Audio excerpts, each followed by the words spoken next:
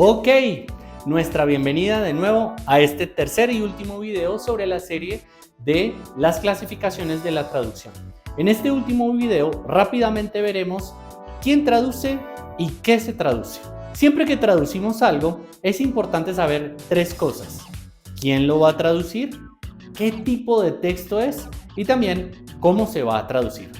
Con estas tres preguntas podemos encontrar que hay diferentes maneras de traducir.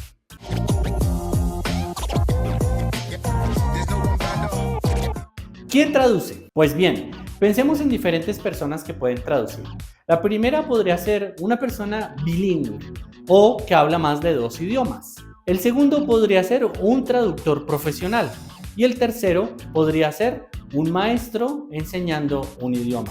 Entenderemos que estos tres van a tener competencias diferentes al momento de hacer el proceso de transferencia. Un profesor tal vez utilizará su conocimiento de la lengua origen y de la lengua meta para poder enseñar esa segunda lengua de las otras personas, que puede ser su lengua origen como puede ser la lengua meta. Pero entonces, ¿qué cosas encontramos acá y por qué es importante? Pues cuando una persona traduce o interpreta a su lengua materna, se asume que es más fácil y que por lo tanto sería una interpretación directa. Y que cuando la persona está traduciendo a su segunda lengua es un poco más difícil y por lo tanto también se le denomina traducción reversa o inversa.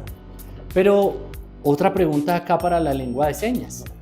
Muchas veces solemos decir que los servicios a interpretación o traducciones que van de la lengua de señas al español son directas, ¿verdad? Pero ¿son todos los intérpretes de lengua de señas nativos del español? La verdad es que no. Hay muchos que son hijos oyentes de padres sordos. Así que muchas veces para ellos su lengua materna, su L1, no es el español, es la lengua de señas. Por lo tanto, para ellos o para ellas, interpretar del español a la lengua de señas sería, bajo ese concepto teórico, interpretación directa. E interpretar de la lengua de señas al español oral o al español en cualquiera de sus formas sería interpretación reversa o inversa. ¿Por qué? Porque no es la lengua que es de su mayor fortaleza. Aquí, ¿qué es lo que hay que tener presente siempre? Es cuál es la L1 o la lengua de mayor fortaleza de quien está realizando el encargo de traducción o de interpretación. Ahora bien, ¿qué se traduce? Bueno, como lo hablamos en los videos anteriores, podemos tener manuales técnicos, podemos tener documentos legales o incluso podemos tener textos de tipo médico.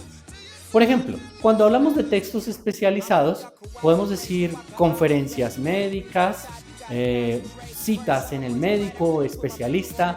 Aquí el intérprete debe tener un conocimiento amplio sobre lo que va a interpretar. Por ejemplo, si es una cita con el cardiólogo, debería conocer términos sobre situaciones cardiovasculares, sobre situaciones neurológicas, etcétera, dependiendo de la especialización donde esté. Y cuando hablamos acerca de textos académicos, pues los intérpretes que trabajamos en el entorno educativo también deberíamos tener cierto dominio o cierto vocabulario técnico de cada carrera. Pero ojo ahí, también viene otra pregunta y es: ¿deberían ser todos los intérpretes también profesionales en otras áreas? ¿Cuánto tiempo nos tomaría eso para estudiarlo en nuestra vida? Probablemente muchísimo. Y si cambiamos de trabajo, ¿deberíamos entonces aprender una nueva profesión cuando nuestra base es la interpretación? No, no necesariamente. Es una condición que es deseable.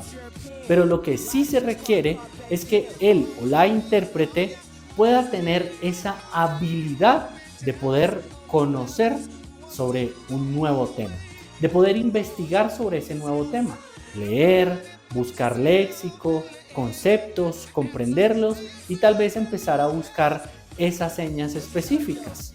O para quienes trabajan en la interpretación o traducción oral, buscar los lexicones que hay acerca del tema. Esto es algo vital en cada uno de nosotros como intérpretes o traductores. También encontramos que hay textos más comunes, como los libros, los poemas, la publicidad o las noticias.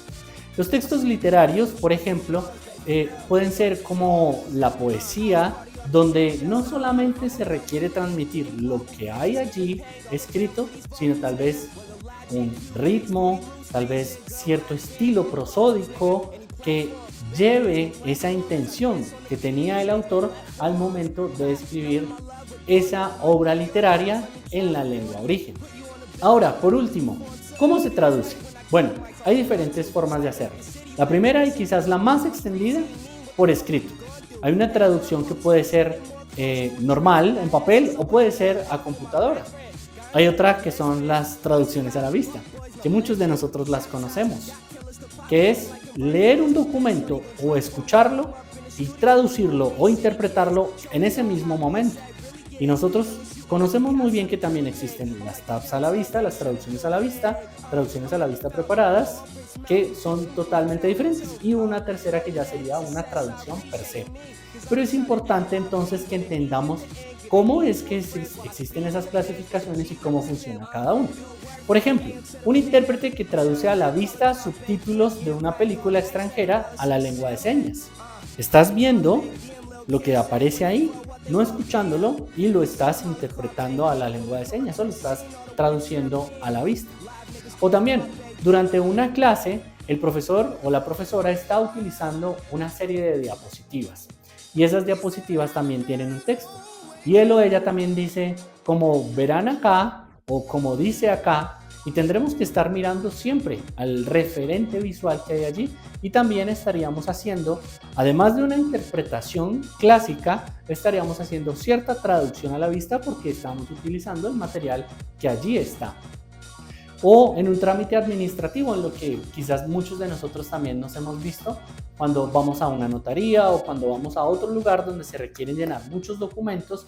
También, si nuestra cliente es una persona que no cuenta con el completo bagaje para conocer lo que está en ese texto allí, pues también vamos a hacer una interpretación a la vista o una traducción a la vista de lo que allí se encuentra.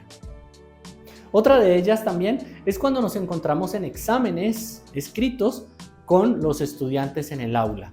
Aquí muchas veces lo que nosotros hacemos es interpretar, leer e interpretar o traducir a la vista lo que allí se encuentra. O en una consulta médica, cuando se le dan ciertas instrucciones o se le da cierto recetario de medicamentos, estamos haciendo también traducciones a la vista sobre lo que allí se encuentra. Podemos tomarnos un poco más de tiempo y hacerlo preparado, o si no tenemos ese tiempo sería una traducción a la vista, sencillo. Otra manera de hacerlo es a través de la lengua hablada. Puede ser una traducción simultánea cuando se hace al mismo tiempo.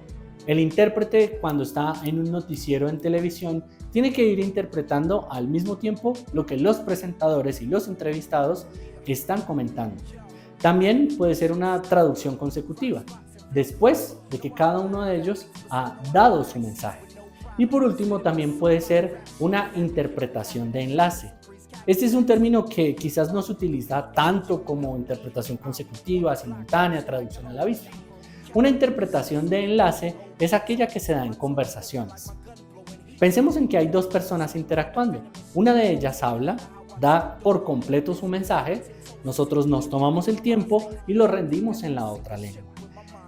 Después de que la persona lo ha escuchado en esa rendición que hemos dado, da su mensaje.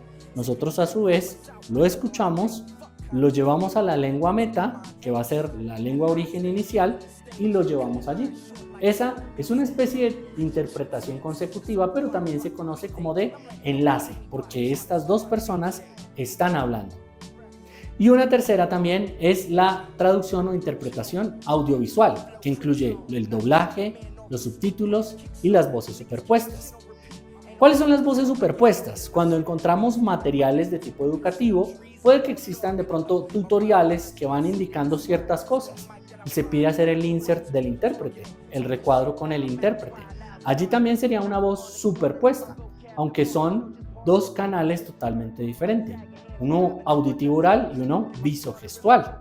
O si definitivamente estamos trabajando entre una misma modalidad, que sería una lengua oral, podríamos estar haciendo también entonces allí una voz superpuesta, porque tomamos el texto que viene de la lengua origen y lo llevamos a una lengua fuente, pero también oral.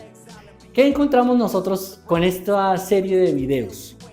Encontramos que la traducción es como una caja de herramientas, y una caja de herramientas no tiene sencillamente un martillo o sencillamente un destornillador. Son muchísimas herramientas que van a depender del uso que le vamos a dar, y cada una de ellas va a usarse mejor con una o la otra.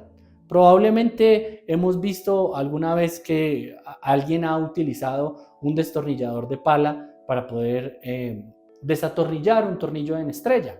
Quizás lo pueda hacer, pero en últimas ese tornillo también se puede dañar, o el mismo destornillador se daña. Así que para cada una existe una manera particular. Recordemos entonces, la interpretación o la traducción tiene diferencias de personas, que es el quién, diferencias de textos, que es el qué, y también diferentes formas de hacerlo, que es el cómo. Todo depende de qué necesitemos y en qué momento lo hacemos. ¡Hasta luego!